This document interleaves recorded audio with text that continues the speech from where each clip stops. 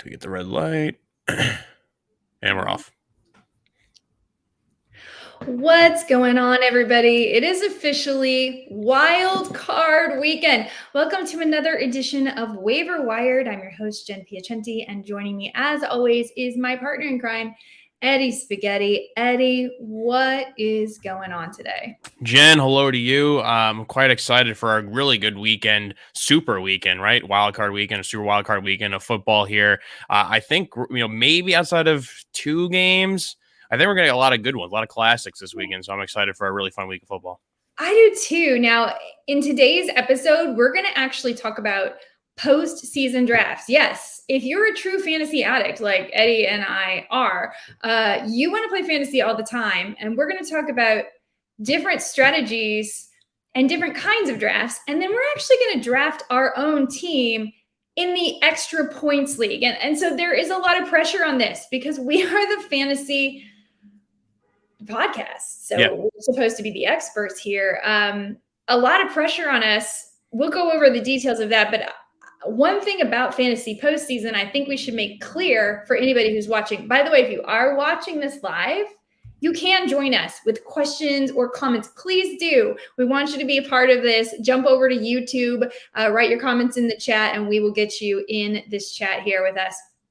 But one of the most important things to remember about playoff contests, fantasy contests, is they are really a little bit more about the gambling part, right? Mm-hmm. I mean, you are making bets on who you think is going to go further into the postseason when you make your picks. And so you have to think about it from a slightly different angle. And you do know the matchups only for the first round. You can't look forward and say, oh, well, in week 3, the matchup is really good for Devin Singletary, so I'm going to grab him now, because he may not get to week 3.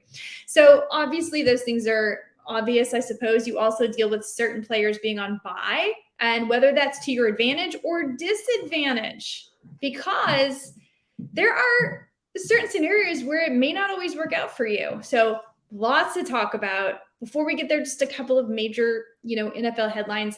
David Culley is out as the coach for the Houston Texans. Any thoughts there, Eddie? It broke. We were recording on a street before with Sheck and Hench, and that broke. It's just like, to me, I feel bad for David. I mean, first of all, we all feel bad for any coach that gets fired, obviously, but you feel bad for him. That's like, he wasn't given an opportunity to really succeed there. Like, what did you expect of the Texans this year, going into a situation that like with the Deshaun Watson stuff and the roster as a whole, not that great. Obviously after they traded away DeAndre Hopkins, like, there's no stars left. There's like JJ Watt's not there. Like, what are you supposed to do? Like, do you think they're going to win the AFC South? Do you think they're going to be in the championship game? Like, it's not going to happen. So you fire him and he's going to collect his money now, but it's like, I see reports saying like they weren't really invested in the coaching search last year. I don't know what that even means. Like, it's weird for a franchise to like wave the white flag and lay down. The weird part is, like, they had a couple good performances. I mean, Davis Mills was like a guy that no one really expected much of. He had a couple good games. They obviously a couple surprising wins. The Chargers comes to mind. Like, they could have had a close one versus the Titans, but it's like, I just don't understand that. Like, if there's a candidate out there they think is better, if it's a Brian Flores, maybe. But I don't know. I don't get the point of hiring a guy just to fire him a year later as a stopgap coach. I mean, there's probably the first ever stopgap coach I could think of in recent memory. I think that somehow they knew they couldn't get the guy they wanted, and they knew they were probably going to be without Deshaun Watson. So they just, used David Culley for a year. And he actually, as you pointed out, did a really good job, considering he couldn't get any players. He didn't have Deshaun Watson. He didn't have any stars, but, they re-signed Rex Burkhead. Brandon Cooks still gave us a great season, as you and I have talked about over and over again. There is some promise there. And now they actually get draft picks, right? They finally are in a position where they're going to get a first-round draft pick this year. But I think they have something stupid like, I don't know, 104 free agents or something this year. So this whole team could be different. Question, of course, that comes to mind that a lot of people are asking, like, is Deshaun Watson going to the Dolphins even a thing anymore now with Brian Flores? But as this is a fantasy podcast, we will save that, because those things are all going to be really important for next season and for preseason. And when we're talking about things in offseason, there have been so many moves already with coaches and offensive coordinators changing. I think it's going to affect a lot about where players go next year. And one thing I want to caution people about in dynasty leagues, you don't have all the information right now. So don't think you're super clever because you're making a big deal right now. You might just kind of want to wait and let some of the dust settle. It's a pretty big gamble to make some big major moves right now. Just wait. I get that you're bored. Instead, start a fantasy playoff league. Interesting things that came out about the playoffs. It looks like Tyreek Hill was downgraded in practice today, and so was Clyde Edwards-Helaire. So do consider that the Chiefs may be without those two major players. Also, Juju Smith-Schuster has a chance to play this weekend. I don't know, Eddie. Do you think the Steelers can cover this 12.5? So during the intro, when I said I think all the games will be good except for two, I think unfortunately this is one of the two games that we could see a pretty bad blowout. I mean, we saw what the Chiefs did already versus Steelers, missing their top guys, and now they're back. Well, knock on wood, hopefully they're back. I just, I don't think Juju coming back is enough to eradicate the 2-touchdown almost spread there. I mean. I don't know. I want to try to say it could be a good game. Maybe the Steelers defense could keep him in it. Maybe Big Ben has a little bit left juice in the tank. He's like, look, I'm going to be out of the league soon. I don't know if I can convince myself to him throwing like 3 or 4. He needs to throw for at least 3 touchdowns to be close in this game. I just don't see any chance of the Chiefs just scoring 20 points. It's going to be, I would take the Chiefs over. I think it's like 29.5 team total. I like the Chiefs over. I could just see, I know Andy Reid, even without Hilaire, I could see Andy Reid just like running screen passes. He doesn't want to run the ball, so he'll just use like other running backs, so like just stay away from TJ Watt. I don't know. I think it could get ugly there. Well, let me just put this out to you. Just let me give you this information and see if you feel the same way, because when I'm playing this weekend, I'm thinking about our playoff contest. I'm also thinking about DFS contest. And I know this is disgusting, but let me just throw this out there. The Kansas City Chiefs have surrendered the most FanDuel points or DraftKings points, DFS points, because that's what we're looking at now, to opposing quarterbacks across the past 4 contests. Okay. Now I know we're talking about Big Ben. I want to put one more thing out there just as an idea in case you're throwing a dart in a contest.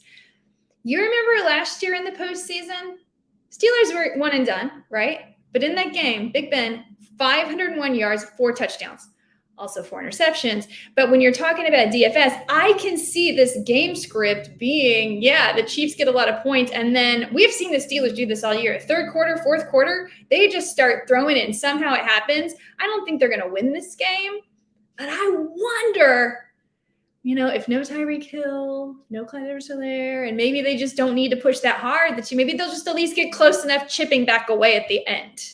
You know what I'm saying? Part of it, I still feel like even if Kelsey and Hilaire were out, I know Najee Harris too. I mean, they're saying they hope he's practicing tomorrow because of the elbow, but that would be a big blow for them. If they don't have Najee, it's not even worth watching the game. I feel like, but maybe I don't know why I'm so low in the Steelers, but I just feel like I could already have like the foresight of this. It feels like they backdoored their way in. I mean, and then if the Chiefs blow them out, the narrative lately has been like pretty much like the Packers, like they're going to be the team everyone's afraid of. Like obviously on FanDuel right now, they have the best odds to win the Super Bowl. I feel like if the Chiefs blow them out, the Chiefs will be right there neck and neck with the Packers for the best Super Bowl odds. So I mean, I just don't see a different scenario. I don't. It would have to take like multiple turnovers, and I think Ben needs to play his absolute best game.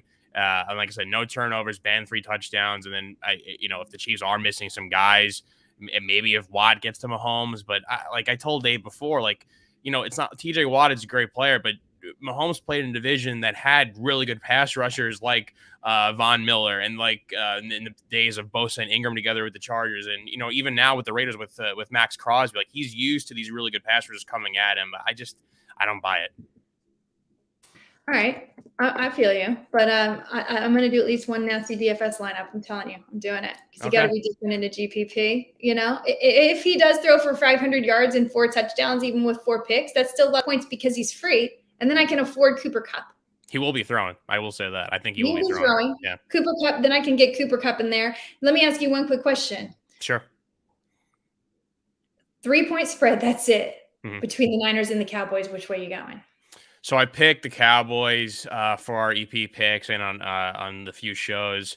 I think this one could be close-ish. Mhm. I think especially everyone's been talking about Diggs lately and like the amount of interceptions. Like, well, also he gives up a ton of yards, and I think Debo is a guy that could take advantage of that. If Jimmy G plays a really clean game, I think they'll be in it. Per se, but I think that the Cowboys are just too talented, and they'll eventually, at the end, they'll get ahead of the 3 point mark. So I think laying the three will be safe. Also, an interesting thing in this game too is the amount of pressure on Jimmy G, because this is like almost playing for his new job. It's obviously that Trey Lance is going to be his team next year. So I think maybe the Jimmy G have it in him to be the Jimmy G we saw in that Super Bowl run where he's like, I know my job, my next contract's on the line here. Let me have a really good game. Even if he plays well and they lose, there's so many teams out there now, Giants, Lions, Dolphins, that, keep going, that could need a quarterback. Steelers, Texans throw out two more. So it's like one of those things where if he may play great, but I just don't think the talent disparity that Cowboys offense is scary, and they take the ball away. So I wouldn't be shocked if you saw, multiple turnovers in that game. So I've been doing the reverse jinx for the Cowboys and picking against them. Thinking they would win but not cover the spread, and it's been working really well. So I'm tempted to pick against them just so they win because they're my team. But you go back and you look, and the Cowboys were 76% win percentage against the spread. They were the best by far. If you had just sat every week and just taken the Cowboys against the spread, you could quit your day job. Like, that would be it. They were so good, and that's the thing that's kind of breaking the tie for me. I'm going to go ahead and trust them this time. I think we have a question coming in on Twitch, though. Yep, we got one right here from Buddha7. Who do you think is the best chance to go to Lambeau and beat Green Bay? And like I mentioned before, too, I think this is the question that everyone's been talking about. I think it's a great question. To throw my answer out quick, I mean, I guess it would have to be. I mean, Brady is probably the lame answer. I'll give a wild card one that I actually could see happening. And I said this before in a few other shows that no one's buying into them. But if we look at this season as a macro view, this team was very good for a very long stretch. And I equated it to the Georgia-Alabama game where people forgot Georgia was so good because they lost to Alabama in the SEC title game. I know the Cardinals have been struggling the past few weeks, and I only have a ton of injuries, but they're saying, in a couple days' time, maybe Connor's ready to go, maybe JJ Watt's ready to go. They said if they get to the NFC title game, DeAndre Hopkins can come back.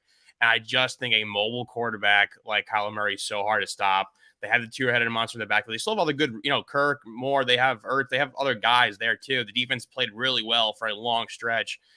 I could see a scenario where if the Cardinals beat the Rams, had this little bolt of energy going on, they get these guys back, they're a little bit healthier. I mean, no one likes to play a mobile quarterback, and I could see Kyler just going on a huge run here and maybe could upset the Packers. That's like my one kind of hot take. Yeah, I could see that too. And I could see Arizona upsetting the Rams this week, even though the Rams are favored as well. Yep. I do think even that the Cardinals cover the spread. But I mean, how does it work with seeding? And let me think about it. Who even has a chance to face? I mean, really there's not a lot of people that can face the Packers. Yeah, it would I mean, I can pull up the seeds here. I just took it as a question of who in the NFC could top. They have home field. I mean, I think the Cowboys could too, to be honest, for the same reason. Aaron Rodgers spends a lot of time in the pocket. A lot of time in the pocket. And that's a lot of time that the Cowboys defense could get to him. And I think that they are raring to go. I really think they are. I also think that the offense could beat, the Green Bay secondary is not that great. Jair Alexander's been out. I think they can allow points. It's really just all about match. All these teams are good and all these teams can be beat. They all do. And the one thing that sticks out to me, though, is that Aaron Rodgers has not been able to get out of that NFC Championship game. Like, what is his last 4 in a row? He hasn't been able to get there. He hasn't like 4 in a row. I have to look it up what it is. But it's more about the Green Bay side failing than the other team beating them, in my mind. And I kind of don't think it's Green Bay in the Super Bowl, even though they are the best team. I did bet on FanDuel when I was home a few weeks back on the Packers to win the Super Bowl.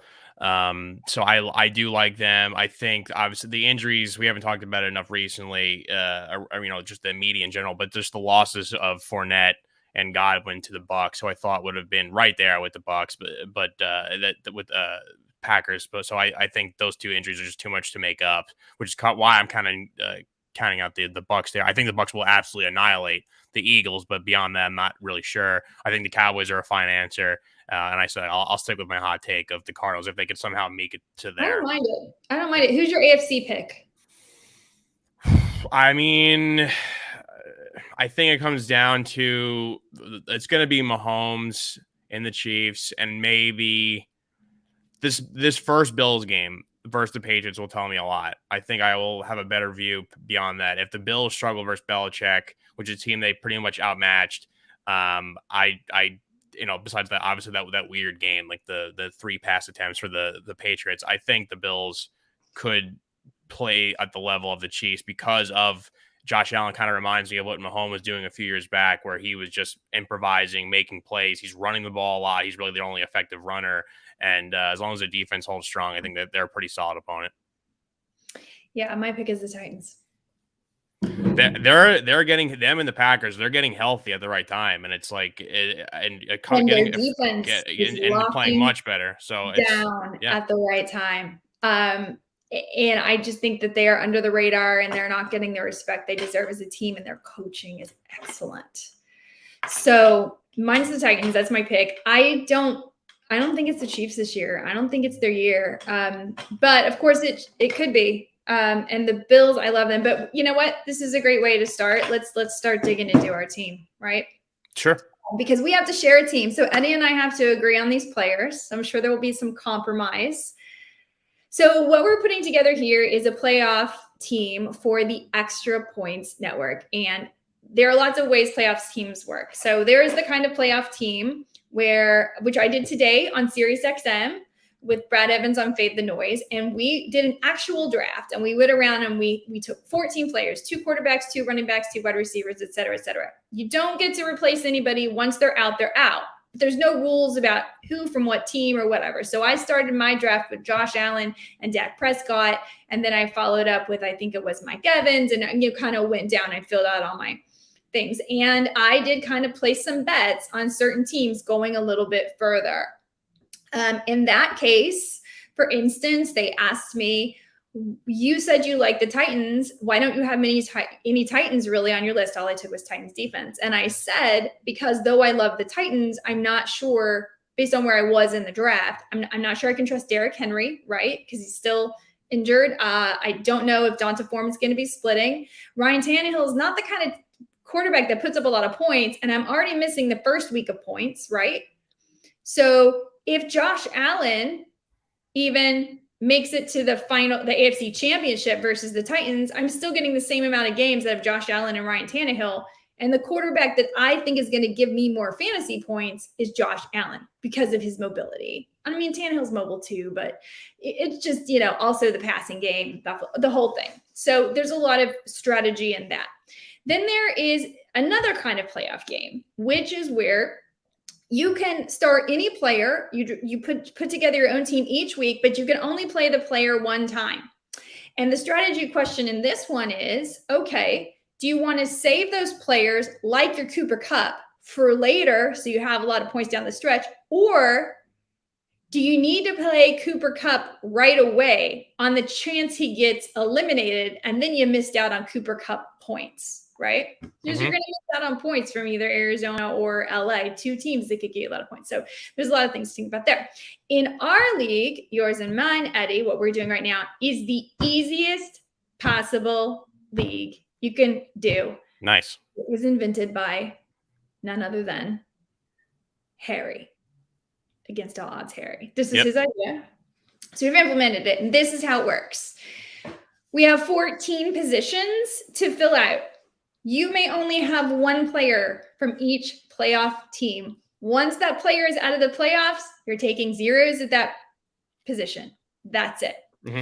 So we have to think about who we think is the most important player for each position from each team, and weigh it on are we okay if we lose those points early, et cetera, et cetera, et cetera. Now, I debated allowing people to take team quarterbacks and team kickers.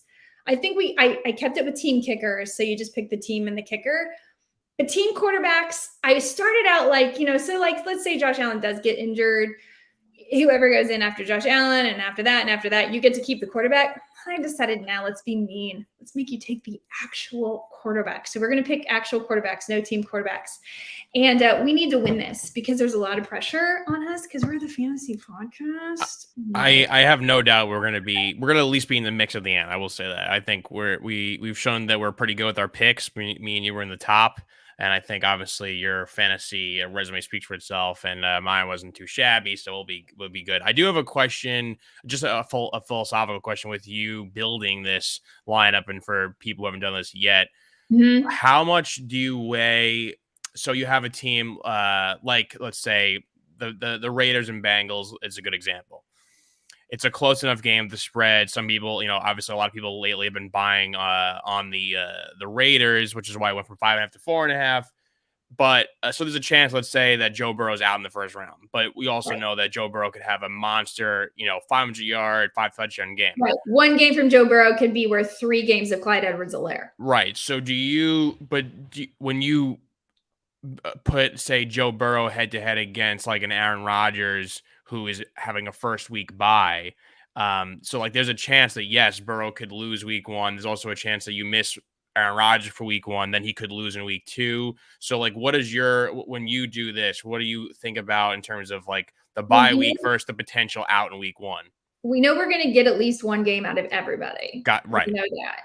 But Tom Brady versus Aaron Rodgers, okay? Mm-hmm. We could get more games out of Tom Brady. Yeah, right. Sure. So that's where it kind of matters more to me. Now with like Joe Mixon, he's just a far better there's not a great running back pool. Mm-hmm. So him, even maybe Najee Harris, like 1 great game from Najee Harris in this kind of a matchup could be enough to be better than, as I was mentioning, 3 Chiefs running backs. So all of that is weighed in. And at each position, I think we do have to talk about, okay, well, this guy's on bye, because we do have to take players from the teams that are on bye this week. And we have to figure out where the best position is to put them. Right. So another thing we need to think about is probably with each position, let's not have too many in the same conference because we're canceling ourselves out. It's like we have only AFC wide receivers, we have no chance. I get it. We want to balance between conferences. So, I mean, I was kind of just playing around, and one, mistake I made, in my opinion, is as I was playing around, I feel like I had too many NFC wide receivers. But you want to, NFC is so much more difficult than AFC, in my opinion. I think it's going to be way more interesting what happens with the NFC. But what we want to do is make sure we get the best player we can from each team. But sometimes, when we're talking about running backs, let's just start with quarterback. Let's start there. Let's talk it out. Yeah, that works for me. And looking at the roster you put in for ours, I think those would be my picks. So I think right now we're after, because I did hear Hench and Sheck talk about it before, so I was kind of listening to them, and a lot of the points they made sense, and I was doing my own research, and it also kind of coincides with my pick before, like like I said, there's going to be 2 bad games this week, and I think one, the Bucs and the Eagles, I think Brady's going to light them up. I think it's going to be a big FU to them. It's going to be a revenge game of sorts because of the loss in the Super Bowl to Foles. I know that they're missing Godwin and Fournette, like I brought up before. I think Brady's going to go off, and I think Josh Allen, he's just been playing exceptional as of late. His legs being a factor, I think, is huge, and the fact that that I feel pretty good about his chances he's playing week 1, have a pretty good chance he's going to win the first round game and get to at least the second round, and obviously same goes for Tom Brady too. So I love the fact that they're both quarterbacks are playing in the wild card round, and I expect them both to win. And not only do they going to win, but I also feel like they're both going to have huge games.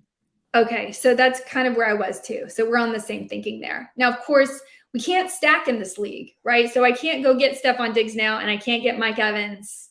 Those guys are out. And so that's the other thing I was always already thinking about too, is like, well, let's see who that eliminates. Is there a player that we think would be better? This is kind of what I came up with when I was playing around, but all of this is open. So I came up with Josh Allen, Tom Brady, as Eddie said. That is one AFC pick and one NFC pick. I don't necessarily think they're going all the way to the Super Bowl. It could still easily be, say, the Titans and the Packers, who are the number one seed, but they could still end up playing, in my mind, the same amount of games. Sure, exactly. Yes. So that's kind of why I went that way, quarterback being probably one of the biggest scoring positions, maybe wide receiver as well. Okay, so great. So this is going well so far. Then I started thinking about who are the most important players that I definitely want. Mm-hmm. And for me, I definitely wanted Davante Adams. Sure. From the Packers, although Aaron Jones is also a really good choice. So who would you rather have? Well, I'm glad you brought this up, because my other question, for not only for myself but for the listeners and the viewers here who are doing this for the first time, that's a great point. Davante Adams versus Aaron Jones. So in this one, maybe the Packers not exactly a great scenario, but a team like the Niners or somebody that uses multiple running backs. You could even go as far as the Cowboys with Tony Pollard here and there. Mm-hmm. Is there ever a scenario in the wild card round or the playoffs, rather, would you take maybe option B instead of the first option because of you think this guy will have a better game for whatever reasons, and that could be even receiver too? Would you ever in a scenario take a wide receiver 2 over taking the top guy that's not Kupp or Adams or someone like that? The only reason I would do that in a league like this is to differentiate, because I think everybody else is taking Davante Adams. So right. I take Alan Lazard or right. Aaron Jones, or what I think everybody's doing is probably taking Derrick Henry. So one thing we could do is take AJ Brown, mm-hmm. right? Mm-hmm. I think that would be a zig when everybody's zagging, or a zag when everyone's zigging, or whatever kind of ziggity zaggity thing you want to do. But because we do want to be a little bit different. And I'm not sure if this lineup that I built, maybe everybody's building the same one. Do you know what Dave built? I heard their quarterback discussion, and then Hench was like, "Well, I'm not going to build the team in front of an opponent," and then they stopped. So they're doing this off air. But I got a little bit out of them, and I think their thought process was similar to ours, but more so weighing about the teams that could win the game, have the most amount of playoff games versus those who may be out quicker. So I think that's what their main focus was. It's difficult too, because once you think about that, then you start thinking about, like you said, other teams having the same players. And then it's like, well, if you're picking option 1A, what about the number 2 option? You can, if the team's game plan to stop a certain guy, like, we keep thinking like, oh, teams will game plan to stop Cooper Kupp. Like, well, they haven't yet. So I feel like you have to take a guy like Cooper Kupp or Davante Adams. But there are some weird games, like, if you don't have faith in the Cardinals, but DeAndre Hopkins is out, but is anyone going to really pick someone like Christian Kirk? Like, maybe not, but I feel like Christian Kirk could be a guy that could have 10 plus catches because he's the number 1 option in theory. So it does make you think a lot. But just going through the roster quick, I love the receiving options you have, and I would take Adams over Aaron Jones to answer your original question.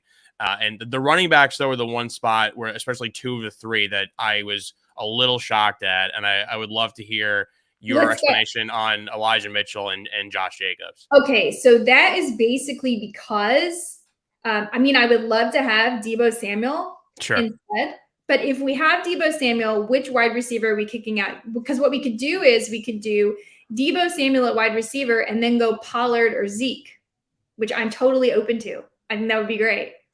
And then we would bag when everyone's zigging. And then that would be okay if we lost Deebo after a loss to the Cowboys. But see, that's what I was thinking. The reason I went this direction is I think the Cowboys are going to win. And so I would rather have more CD Lamb than more Tony Pollard, I think. However, should the Cowboys lose, having Deebo would be huge. Sure. I feel confident in taking a Cowboy, because I think the Cowboys are going to win this game. I'd be weary taking a 49er. Cowboy. Let's go backwards. Since we're confident in the Cowboys, and I am apparently, since I just drafted 4 Cowboys in this draft I did earlier. Oops. Which Cowboy do we want? Because we only get one. So let's work backwards. Who's going to get us the most points? Because I love Zeke, and I think he's going to get a few touchdowns and all that kind of stuff, but I don't think he's going to be like the league winner. I think it could be Cedric Wilson, to be honest. Like, I would not be opposed to that. If you were like, forget Lamb, let's go Cedric Wilson. That's also how we differentiate our lineup. Hand in the air before I even looked at the roster when I was doing the extra points arcade picks, which everyone go there and do extrapoints.com/arcade. And they had props for this week. And one of them was about the receiver with the most yards in the game or likely to score a touchdown. I had CeeDee Lamb as both of those. So I was pretty high on CeeDee Lamb this week. So I think we're in lockstep there too. So we're in lock. So we'll keep CeeDee Lamb as the Yeah. choice. Okay. So then what other wide receiver would we be willing to use Deebo Samuel instead of? Because we like Devontae Adams. We like CeeDee Lamb. What about Cooper Kupp? Maybe we get rid of Cooper Kupp and go with Sony Michel instead of Eli Mitchell, and then Deebo Samuel instead of Cooper Kupp. We would be the only team without Cooper Kupp, I think, which would be interesting. Yeah, that would be tough. And I mean, I actually picked the Cardinals to win the game. So that's the only thing I feel weird about. I think Cup should be picked and he'll have a great game, but I do feel, I don't know, my confidence level with the Rams is not fully there. I just feel like they didn't really finish the season the way I wanted to. Yeah. I think Matt Stafford could just throw picks all night. That's what I think is going to happen too. Not always on the same page. Like you can see it. They're not clear. So then that was the thing. Like, I think Deebo we're also saying Debo's going to be one and done too, though. Right. So if we're only going to get a one and done wide receiver, would we rather have Cooper Kupp or Deebo Samuel? It's actually a tough call. Because Deebo's he's a running back and a wide. I mean, he's everything. He does everything for them, and unless they're turning the ball over, I mean, they give up a ton of yards to receivers. So I wouldn't be shocked if Deebo has a big game too. That is a tough one. And then again, we have to, that has to be a slot for an NFC player, just so those listening or following understand the rules of it. Well, so we can only have, it doesn't have to be an NFC player, but what we're talking about is because you can only have one player from each team. Right. If we put in, we've already decided we definitely want Adams and we definitely want Lamb. Sure. So the other person we could sub is Deontay Johnson, but then we're getting so many NFC wide receivers. Mm-hmm. Again, the other thing we could do is, I put Derrick Henry in for our. I love that. Love that. You do? Okay. Yeah. Because we could go AJ Brown there. I love Henry. I think Henry's going to come in fresh. We know he's going to be the guy. They're going to go as far as he goes. So I think that's a great pick. Okay. And we do have a question here from YouTube. We have any Bengals on our roster? And we do. Yeah. We have Joe Mixon as our running back, who I also love in that game too. I did take the Raiders, but I wouldn't be shocked if the Bengals won that game. And Mixon's been awesome all year. I think Mixon's also a no-brainer. I think he'll be on a lot of teams as well. Yeah, I do too. But the tricky thing there is some people might want to take Jamar Chase or T. Higgins. Because again, you can only have one player from the Bengals. So, I definitely don't want our team to look like everybody else. So if you think, for instance, this flex spot for Pittsburgh, do you think Deontay Johnson is the right call there? Or would you rather use a Philadelphia player or a New England player? Because I used Philadelphia and New England as our kicker and defense because I don't see them getting out of this round. I think that's 100% the way to go with kicker defense. And I think for the Steelers, I mean, Deontay Johnson is going to be the most targeted receiver. Maybe someone else will get a touchdown. And with Najee Harris banged up, I think that's also the way to go. So with my Ertz pick was simply that since DeAndre Hopkins has been out, since Ertz has been there, he's basically been the number 2 guy. Mm-hmm. I mean, he's getting more targets than AJ Green. And I feel like that's a good spot to use the tight end. But the other option is we could go like Dallas Goedert. We can't go Gronk, unfortunately, which I would love to do. But we already took Brady. Sure. And then the other good tight end options would be, Kittle. But then we already have Elijah Mitchell. Which we could do. We could do Kittle. And then that would mean that we put in Chase Edmonds instead of Elijah Mitchell. Do that? I wouldn't be against that completely. I feel like if you're going to attack the Cowboys through the air, I feel like Kittle could have a relatively solid game. He wouldn't be, but then I'm trying to think he may be a popular pick. So do we want to differ? because I think if you're going to Who compare do you our think leagues, people are taking from Arizona? Who do you think the pick? I mean, it won't be James Conner because he's a game time decision, so I don't think people will do it. maybe if some people buy into Mike Kyler hype, maybe as quarterback, or just That's because the true. rushing yards, or I mean, maybe Kirk. True. Uh, You don't someone, think they're going to go Ertz? I think Ertz, but I think I think my prediction is more teams will have Kittle than Ertz if we're comparing the two. If they're going to pick a player, if teams are picking a player from one, like from the 49ers, I think Debo and Kittle are two guys, but then they're thinking I can get receivers that may stay in longer than Debo. So if they're going to lose one, they'll lose Kittle. I guess I try to think what are the tight ends are really, I mean, We're thinking. But yeah, if you think that Arizona might upset, then Ertz is a good call. right. We have a tight end longer, Mhm. but um, Juice is writing in on Twitch saying take Dalton Schultz as tight end, but sorry, we're already we using our Cowboys for CeeDee can't Lamb. Yeah, because another we want question too. CeeDee Lamb. Yeah, but Albert's Dalton asking the Schultz is same a great thing. one. It's a great choice because he's the number 2 target, Sure. for sure. There he is. But we decided to go CeeDee Lamb because we just have a feeling about CeeDee Lamb. I liked him before I even looked at the roster. I had him player props to score and to have the most yards, so I could definitely see CeeDee Lamb having a huge game. So I'm feeling pretty good about him at the receiver spot. I think I'm good. I'm good with Ertz tight end too. I'm drinking the Cardinals Kool-Aid here, so I feel Yeah. good. Okay. So wow, did I already build our roster? I mean, because I need to. I was just trying to make sure it worked when I was making sure the software worked, and that's just kind of where my brain went with the puzzle. here's one I'll throw. What about, man? This is what happens if we go and we don't have to change. I want to see just your thoughts. If we By the way, swap, any of you extra points people that are listening to this, we may go offline, and this could all be a giant ruse. this is fake. This is a We fake actually have another team we're building too for the NFC, which involves like doubling points and tripling points, and we're going for it big time. We're gonna bring back fantasy playoff matches. I feel like Joel just joined, so Joel's trying to steal our things here. I'm gonna throw one other one at you, just trying to think, because I get thinking about tight ends here, and I could potentially see the upset and talk about a great tight end coming back. Is what about Waller at tight end, and then we take off Jacobs at running back, and that would mean we have to either move, but I don't want to get rid of Kelsey, and then we have to go with Arizona running back. And then I'm trying to think of at Edmonds. but then I don't know who would have the better so game. let's just start it. Let me do it really quick. So I'm going to drop Ertz. I just wanted to see your thoughts on that switch. I'm trying to think of other potential. Let me see. And then we were gonna, if we drop Ertz, we were gonna put in Waller. So that means we have to drop Jacobs. So let me take Jacobs out. So let's put Waller in. I'm so pleased that I set this league up so that it actually works. Yeah. Okay, Waller, which is a good call. Okay, so Waller's in, and now everyone's gonna. I feel like people are gonna take Waller. That's the thing too. Now because I feel like we have a pretty different. I think a lot of people aren't gonna have the same guys that we do. I feel like the Ertz, the Elijah Mitchell, the Jacobs are all out of left field in a good way.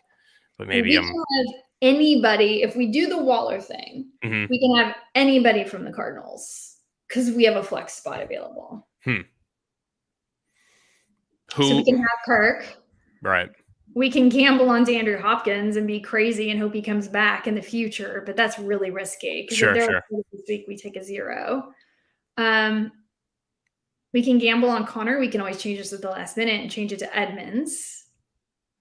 Well, I would love it if James Conner played, because I feel like anytime they're inside the 20-yard line, I feel like he's going to get a ton. Yeah, he's going to get a touchdown. That would be.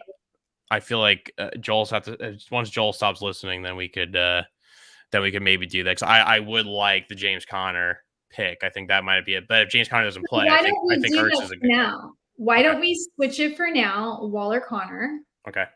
And then we're going to go offline. Yeah.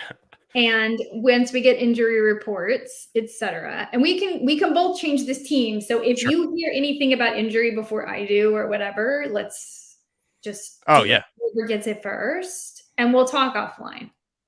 about the rest of the teams. Yeah, we're getting, because now I'm getting texts from all our opponents here. We're giving secrets away. Not good.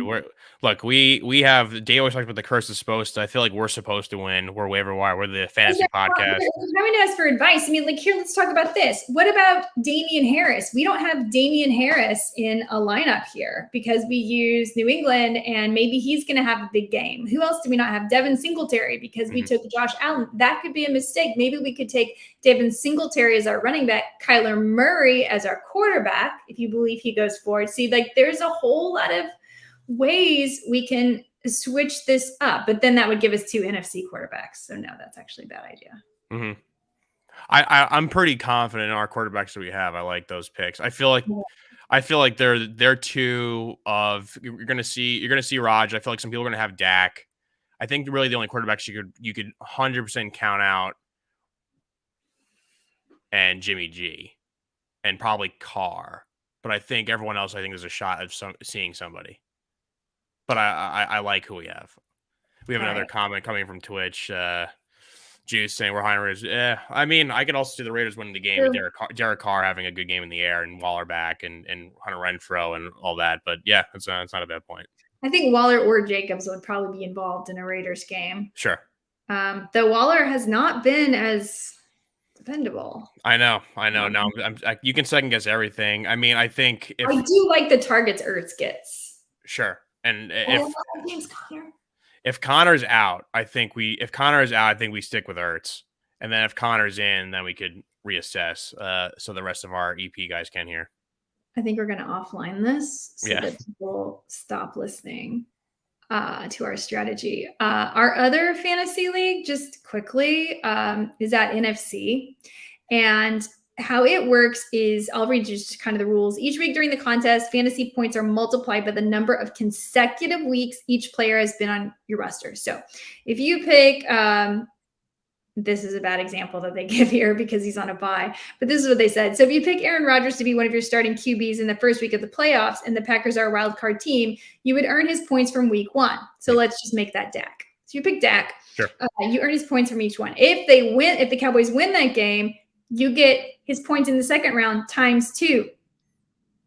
And if they win that game, you get his points in the third round times 3. Okay. However, any NFL player that receives the first round bye still gets the double in the second week. So there's no real strategy there. And like, oh, Tom Brady's going to go further no matter what, right? If Tom Brady happens to lose the first week, you only get 1 week of Tom Brady.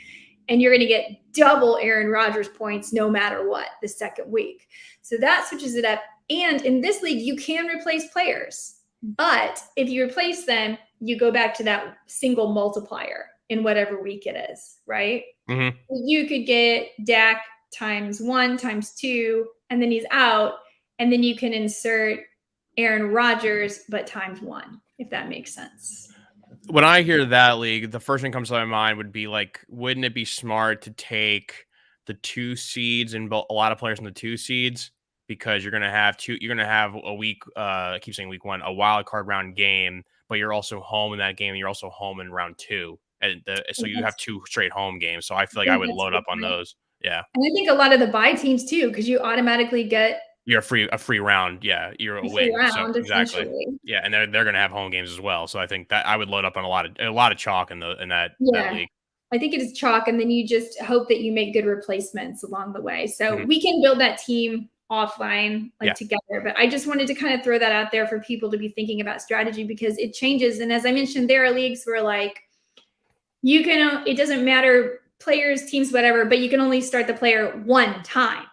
So if you can only start Cooper Kupp in 1 round, or you can only start, like, I would definitely start Deebo Samuel this week because I'm unsure that they can advance. And like your Steelers, you want to start them this week if you feel like they're going to have a good game because you're probably unsure they can advance. But there's plenty of players to go around, so you don't even have to play players from teams you don't want to play. If you don't want to play any Patriots, you don't have to in that kind of format. So that's fun too. And there's a lot of other ways to play too. I have also a salary cap league where we have a budget, we have to build. And then once we lose a player, we can get other players, but there's been inflation, so you can't really afford them anymore. So there's all this budgeting.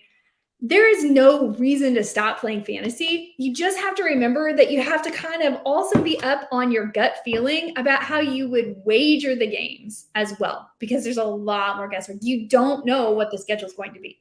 Exactly. I totally agree. That's way different than the regular season fantasy because you're not really as concerned with the matchups to an extent. This one you're definitely thinking more about like, all right, well, where's the game being played and the weather and this, like, yeah, of course, it's a lot more at stake.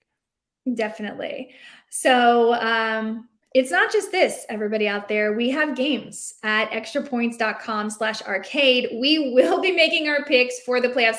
Harry absolutely obliterated all of us in the regular season. He came out way on top. I think it ended up being Harry and then Dave shortly thereafter. And then I believe it was you, Eddie. I think you were. Yeah, I was third. I think I gained. We haven't seen the new results yet, tallied yet, but I know I gained. I picked the Jaguars, so that helped me there. But I Really? think Harry also did. I'm not sure if Dave did.